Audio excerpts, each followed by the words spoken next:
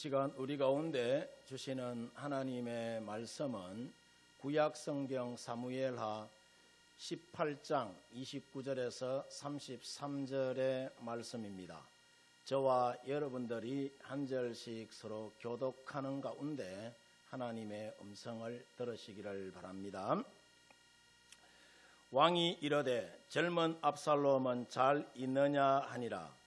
아히마아스가 대답하되 요압이 왕의 종 나를 보낼 때에 크게 소동하는 것을 보았사오나 무슨 일인지 알지 못하였나이다 하니,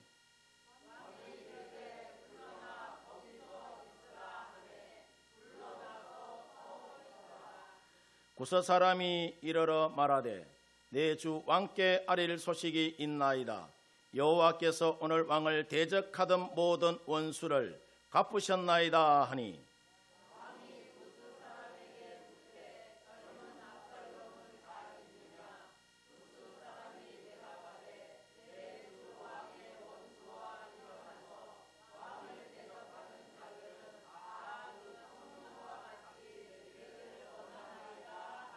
우리 같이 합니다.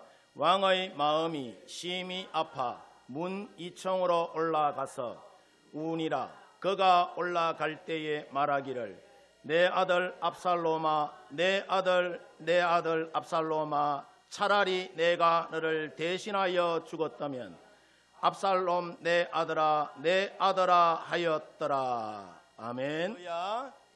우리 옆 사람 보면서 이렇게 인사합니다. 집사님 보니까 너무너무 행복합니다. 인사하겠습니다.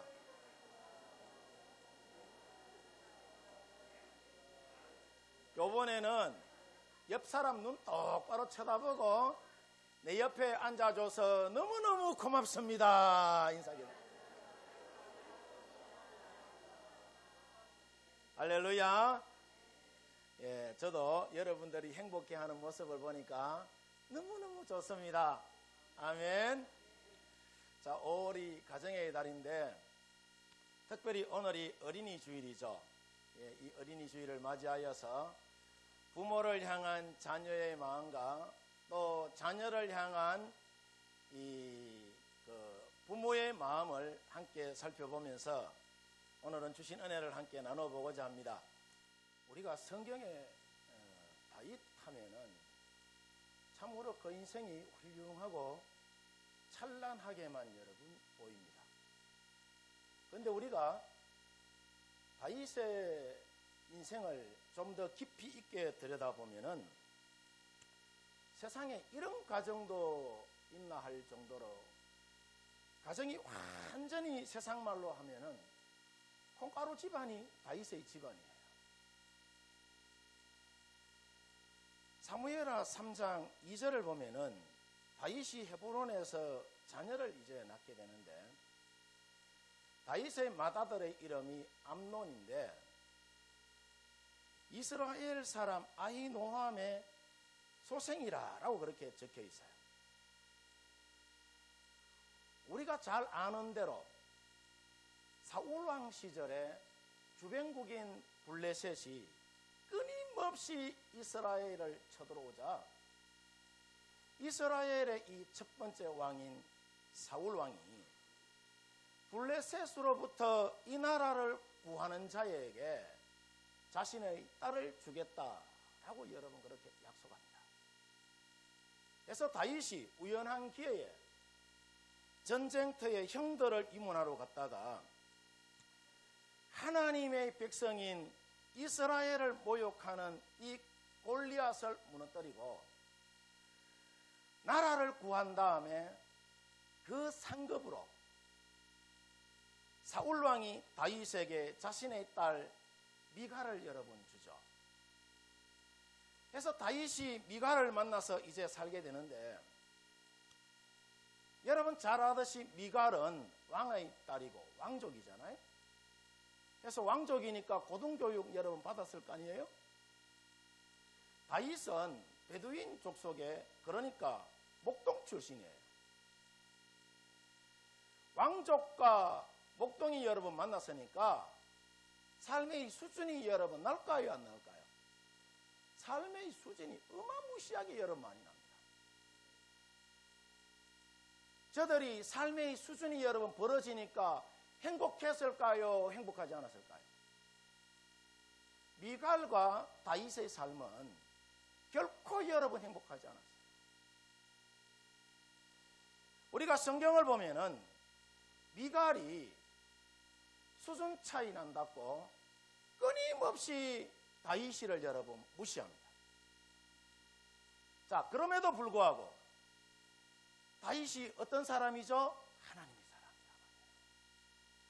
전쟁터에 나가기만 하면은 주의 은혜 가운데 다윗이가 이기고 돌아오니까 백성들이 다윗을 여러분 칭송하게 되고, 그로 인하여 처음에는 다윗을 사랑했던 사울 왕마저 마음이 변하여서 다윗을 죽이려고 쫓아다닐 때에 결국 사울 왕의 이 가정이 부서지고 여러분 말아요. 그리고 다윗이 도망하는 가운데에 많은 사람들이, 다윗이 어려운 사람이니까 다윗에게 자동적으로 여러분 몰려들기 시작합니다.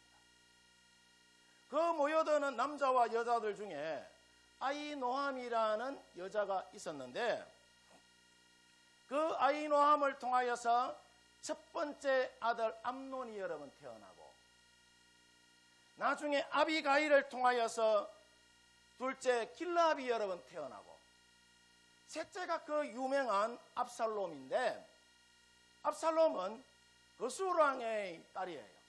거술왕 딸, 그러니까 마가가 낳은 여러분 아들이죠.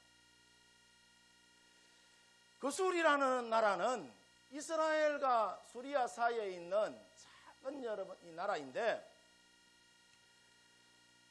사울 왕과 다윗 왕조가 이 든든하게 여러분 세워지지 못할 때에 다윗이 거술 왕 딸을 맞이하여서, 그러니까 이 가고 싶어서 장계 간 것이 아니라 정략적으로 정치적으로 이 거술 왕의 딸과 결혼하기 여러분 됩니다.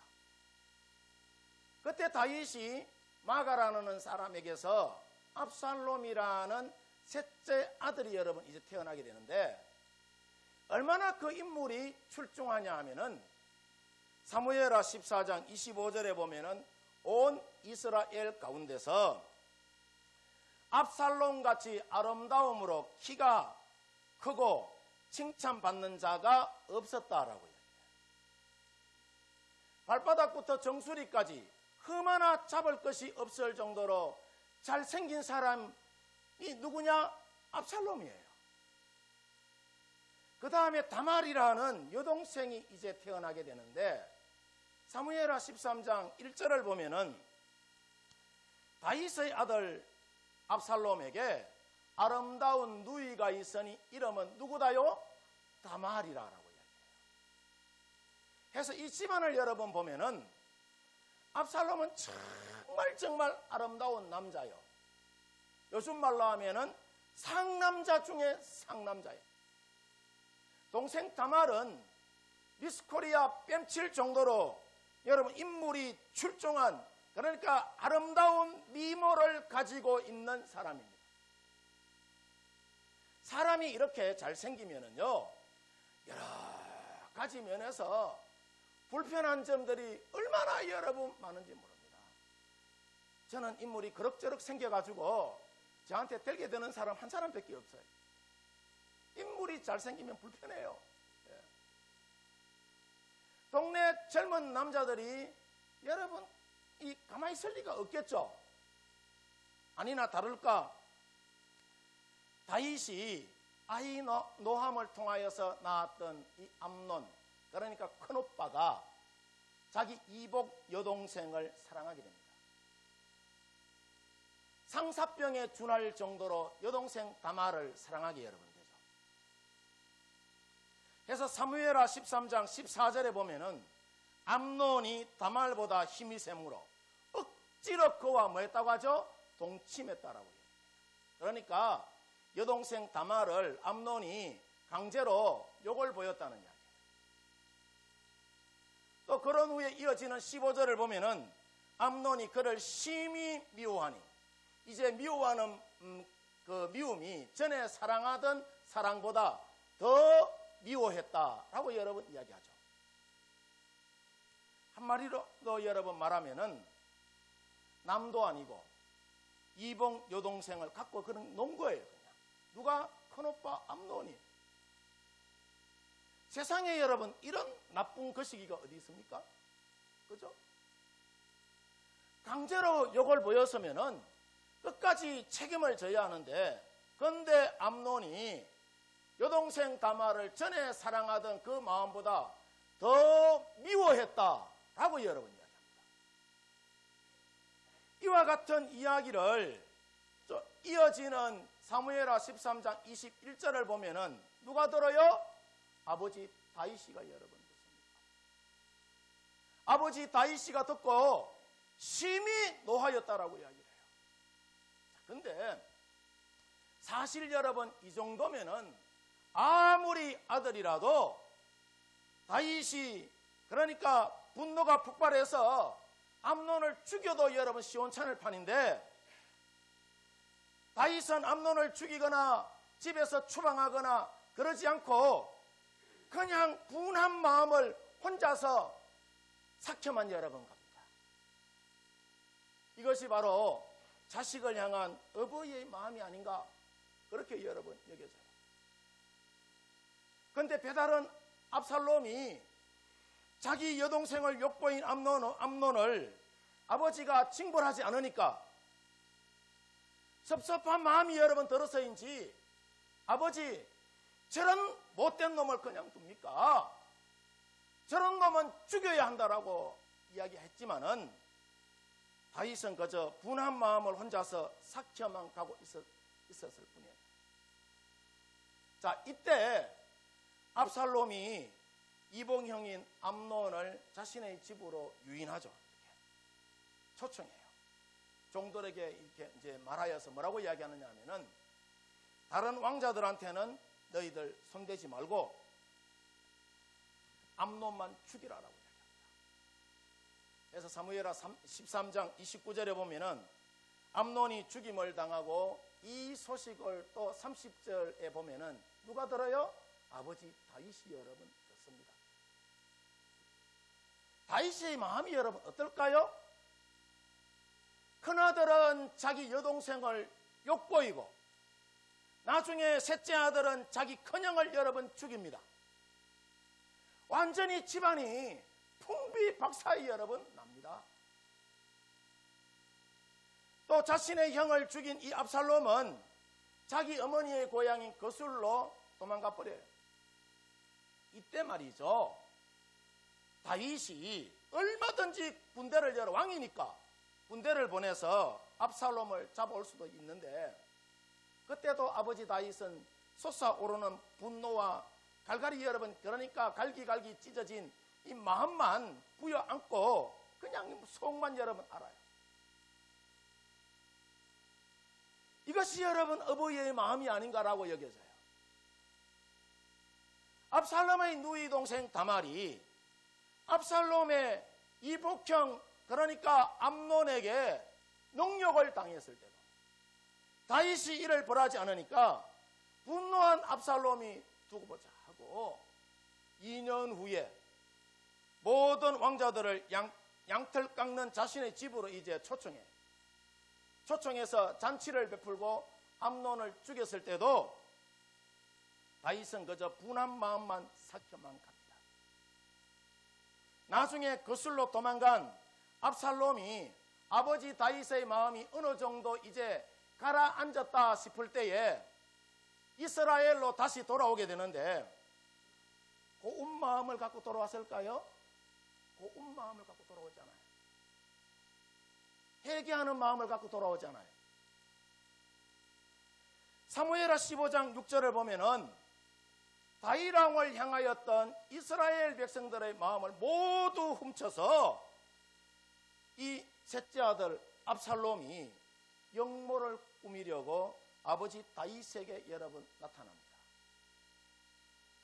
아버지 다윗에게 나타난 이 압살롬이 사무엘하 15장 7절을 보면은 이제 헤브론으로 가서 내가 하나님께 서원했던 것을 이루게 해달라라고 아버지에게 연막전을 쳐요.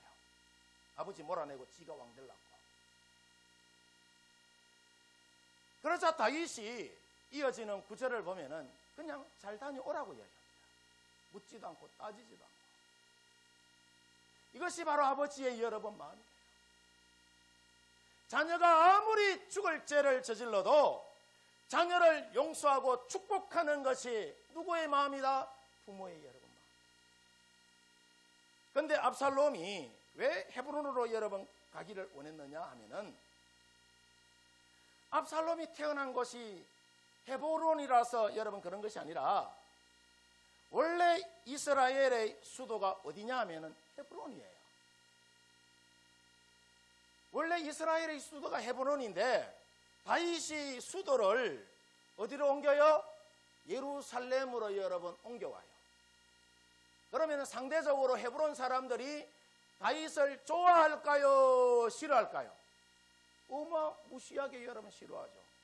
수도를 예루살렘을 옮겨버렸는데 그럼 땅값도 여러분 떨어지고 여러 가지 면에서 손해볼 일이 많잖아요.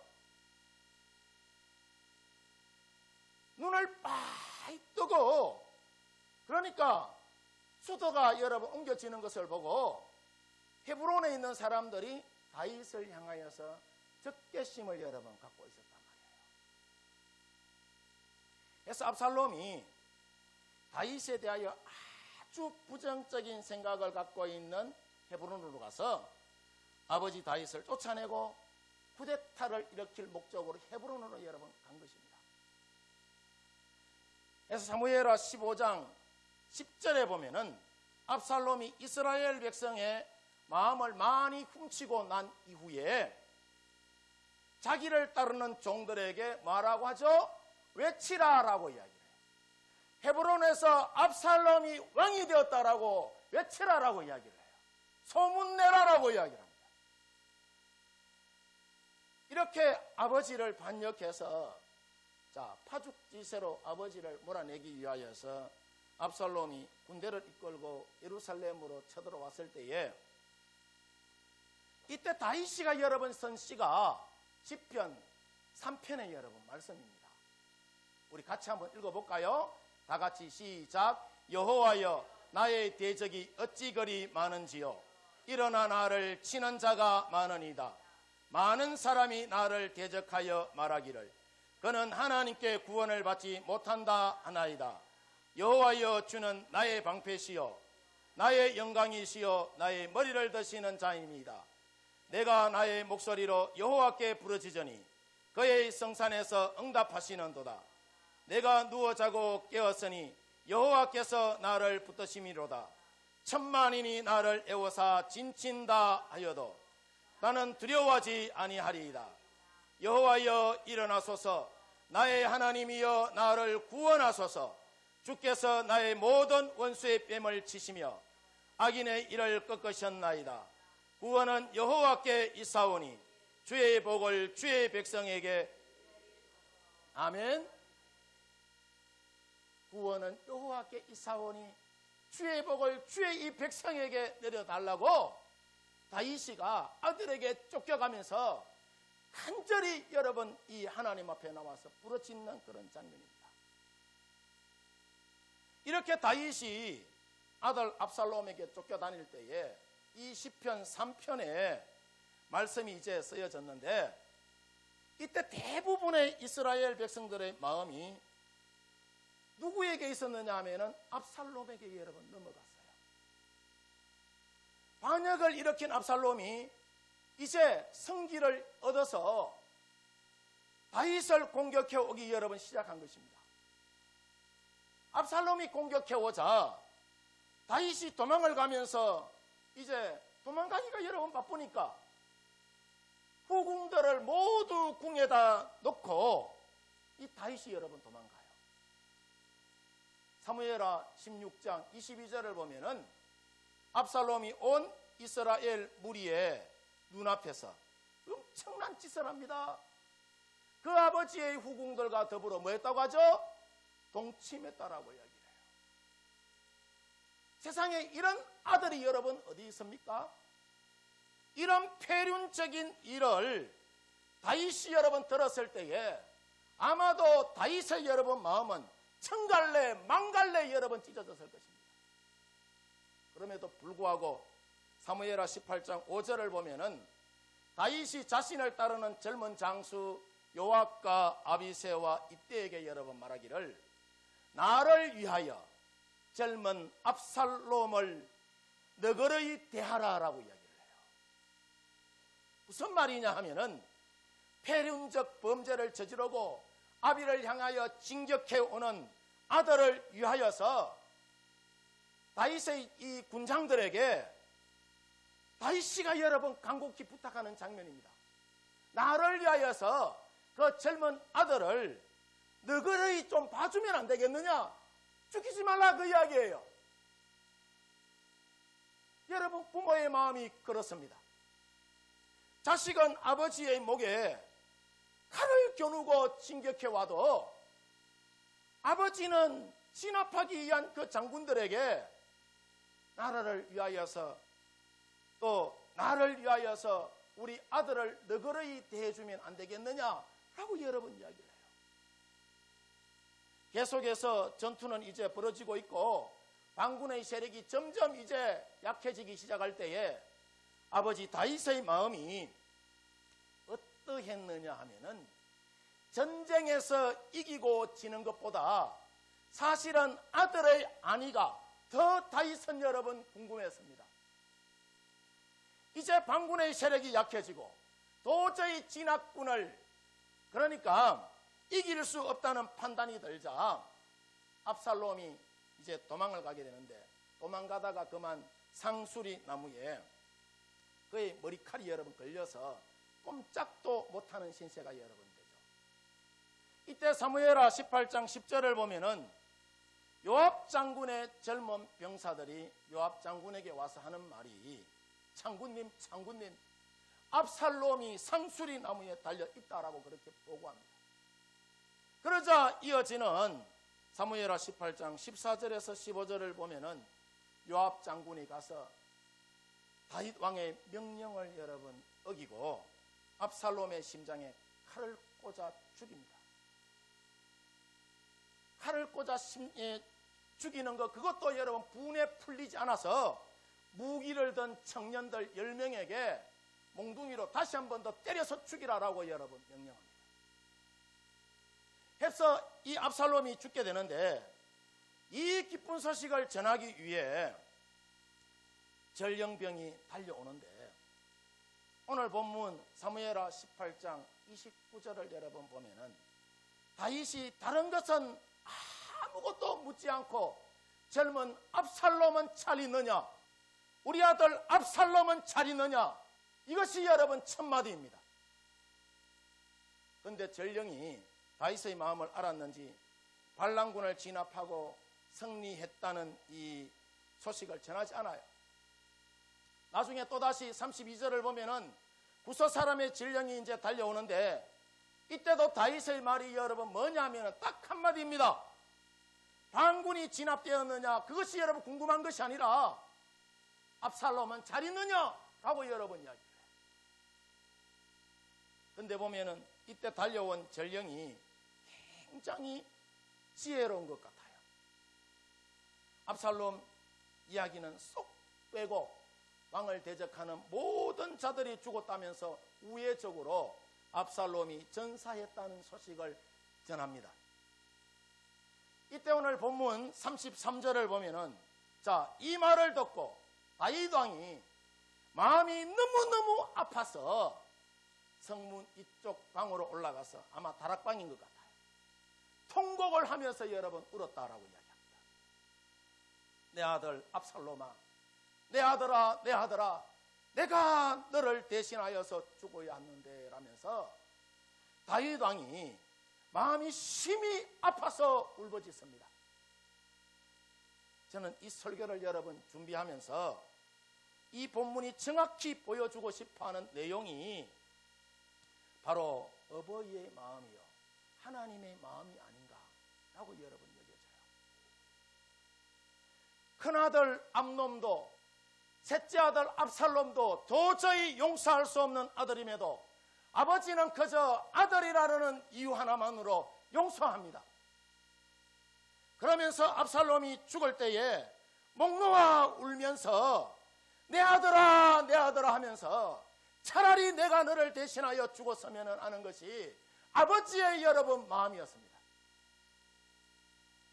그리고 다윗의 눈물이 하루가 지나고 이틀이 지나도 그 울음이 멈춰지지 않으니까 사무엘하 19장 6절을 보면은 왕의 신하들이 이렇게 말합니다. 왕을 죽이려는 자는 왕이 사랑하시고 반군을 진압한 우리는 미워한다면서 다윗 왕을 향한 불편한 속마음을 여러분 드러내요. 이처럼 어버이의 여러분 눈에는 누구밖에 안 보여요? 자식밖에는 여러분 안 보이는 겁니다. 오늘 이 성경의 역사적인 사건이 오늘 우리들에게 보여주는 것이 바로 뭐냐? 어버이의 여러분 마음입니다. 도저히 자식으로는 해서는 안 될 일을 저지른 이 암논을 향하여서도 아버지는 자신의 속만 그저 여러분 삭힙니다. 셋째 아들이 큰 아들을 죽였을 때도 아버지는 자기 속만 그러니까 삭힙니다. 아버지를 몰아내고 자기가 왕의 자리에 앉기 위하여서 쳐들어오는 그 아들을 향하여서도 아버지는 자식을 여러분 더 걱정합니다. 이것이 어버이의 마음이 아닌가라고 여겨져요. 그런데 이것은 오늘 성경의 다윗의 여러분 마음만 그런 것이 아니라 세상의 모든 어버이의 마음이 바로 이와 같지 않나 그렇게 여러분 여겨집니다. 우리가 세상을 살면서 아버지에 대하여서 좀 여러분 섭섭한 마음을 가질 수도 있어요. 어머니에 대하여서 섭섭한 마음을 가질 때도 있고요. 시부모에 대하여서도 섭섭한 마음을 가질 때도 있는데 놀라운 것은 어버이의 마음은 한결같이 자식을 향한 사랑밖에는 여러분 없다는 거예요. 오늘 다윗의 여러분 모습을 통하여서 진짜로 하나님이 보여주고 싶은 것은 다윗을 통한 하나님의 사랑과 그 마음을 보여주고 싶어 합니다. 그런데 우리가 예수님 안에 산다고 하면서 우리가 하나님의 마음을 얼마나 아프게 한 적이 여러분 많은지 몰라요. 그럼에도 불구하고 스스로 마음을 삭히시는 분이 저와 여러분이 믿고 있는 하나님이십니다. 어느 아버지가 자식들에게 남긴 글인데 이렇게 여러분 적혀 있습니다. 첫째 아이를 가졌을 때에 나는 기뻐서 한이 없이 울었다. 둘째 아이가 태어나는 날 나는 좋아서 웃었다. 그때부터 30년 동안 수천 번 아니 수만 번 그들은 나를 웃게 했고 울게 했다. 그리고 그들은 달라졌다. 나를 기뻐서 울게 하지도 않았고 좋아서 웃게 하지도 않았다. 내게 남은 것은 그들에 대한 기억뿐이다. 처음에는 진주빛 같았던 기억에다가 나중에는 내 등뼈를 희게 한 기억뿐이다가 지금은 사금팔이 유리조각 같은 아무짝에도 쓸모없는 기억뿐이다. 본래 아버지도 스님이시고 자신도 스님이었는데 아들이 먼저 이제 개종하여서 목사가 된 김진규 목사님이라는 분이 계시는데 이분이 어머니의 그러니까 부모님의 언덕가라는 노래를 만들어서 우리 기독교가 정말 효의 종교라면서 당시 절에 주지스님으로 계셨던 아버지에게 40여 차례 찾아가서 이 노래를 여러분 불려들었더니 주지스님 아버지가 기독교가 참된 효의 종교라면서 개종한 일화가 있는데 우리 다 같이 여러분 한번 불러보고 부모의 은혜를 다시 한번 여러분 마음에 깊이 있게 되새기고 돌아오는 주일이 여러분 어떤 주일이죠? 어버이 주일. 우리가 기쁨으로 우리가 여러분 함께 맞이했으면 합니다. 우리 반주 나오면 우리 같이 한번 불러보도록 하겠습니다.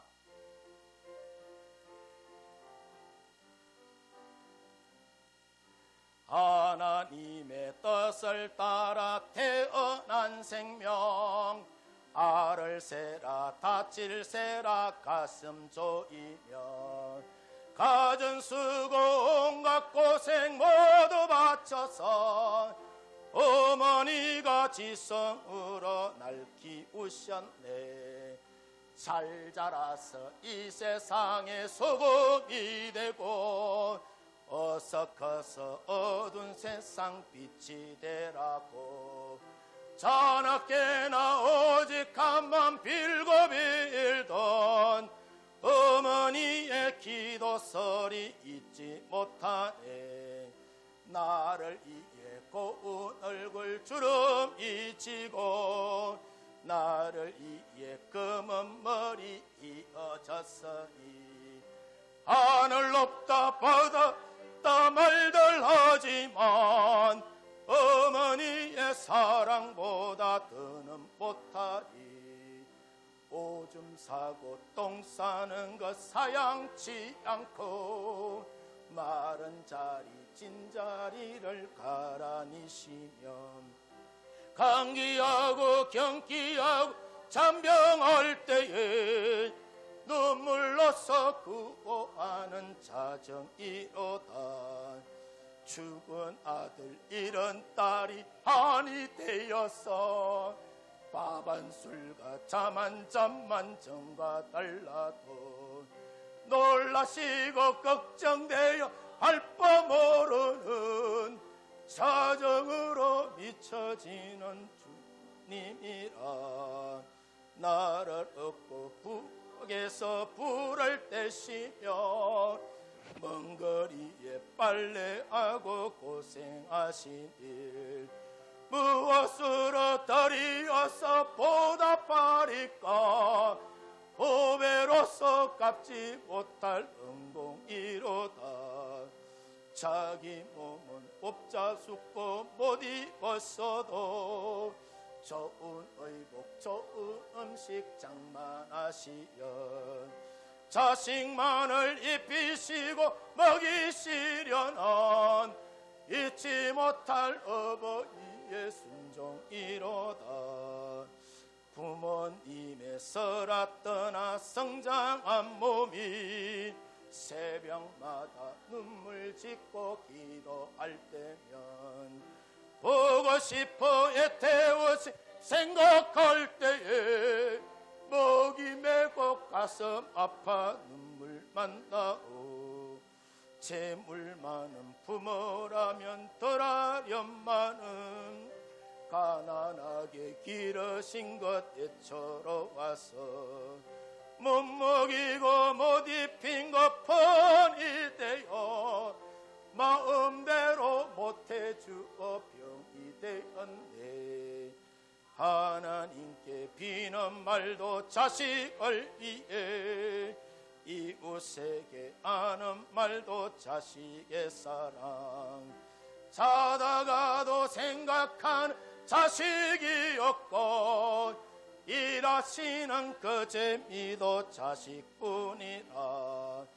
금이 옥식 문화주 못해드리나 부모님의 교훈만은 잊지 않고서 부모님의 그 손 이루기에 이 몸 바쳐 주 섬기며 살아보리라. 이 몸 바쳐 주 섬기며 살아보리라. 아멘.